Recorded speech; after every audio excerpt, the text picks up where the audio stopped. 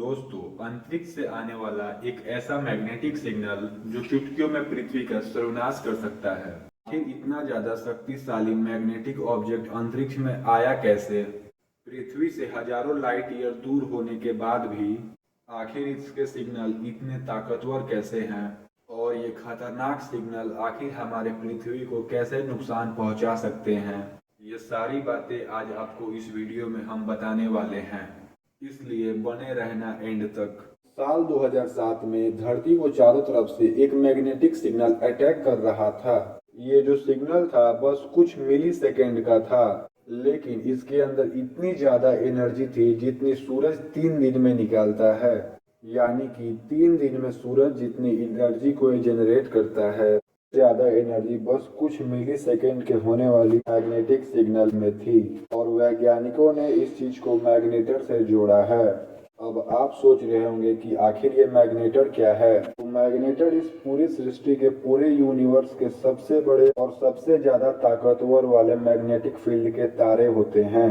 दोस्तों, मैग्नेटर कुछ और नहीं बल्कि खास तरह की एक न्यूट्रॉन स्टार होते हैं, जिनके बारे में माना जाता है कि उनकी मैग्नेटिक फील्ड बहुत ज्यादा शक्तिशाली होती है। धरती से हजारों लाइट ईयर दूर होने के बाद भी ये मैग्नेटिक सिग्नल धरती पर असर डालते हैं। ये कितना ज्यादा पावरफुल है, इसका अंदाजा लगाने के लिए हम आपको एक एग्जांपल देते हैं। इस वक्त धरती पर जो सबसे ज्यादा शक्तिशाली सुपर कंडक्ट मैग्नेट जो है वो 20 टेस्ला जितना स्ट्रोंग है।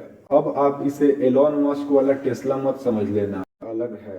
यानी कि ये जो मैग्नेट है इसकी मैग्नेटिक फील्ड पृथ्वी के मैग्नेटिक फील्ड से 5 लाख गुना ज्यादा है।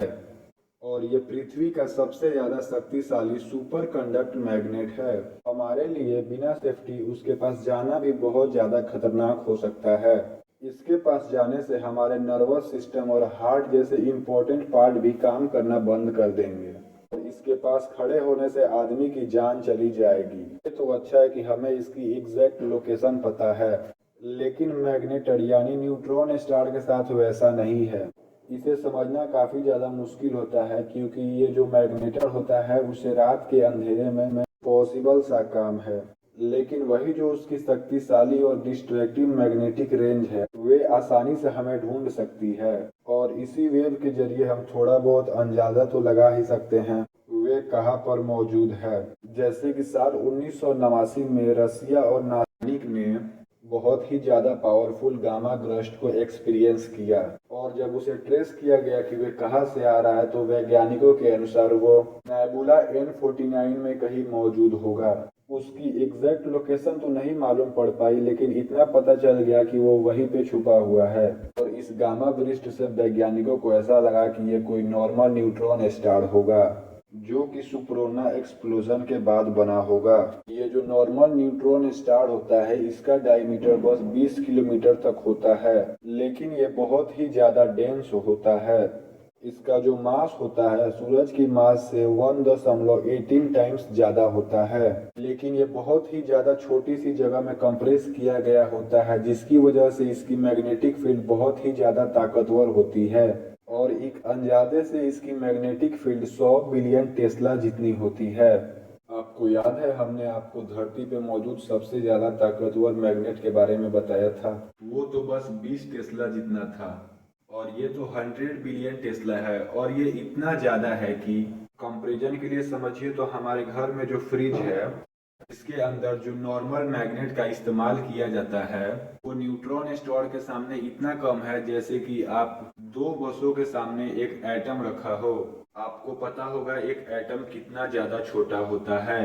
लेकिन वही जब गामा सिग्नल आए थे तो उनके मैग्नेटिक सिग्नल को कैलकुलेट किया गया तो वैज्ञानिक चौंक गए, क्योंकि जो N49 से गामा बर्स्ट आया था वो किसी नॉर्मल न्यूट्रॉन स्टार का नहीं था, कि इस वाले न्यूट्रॉन स्टार का पावर नॉर्मल न्यूट्रॉन स्टार के पावर से 1000 गुना ज्यादा था।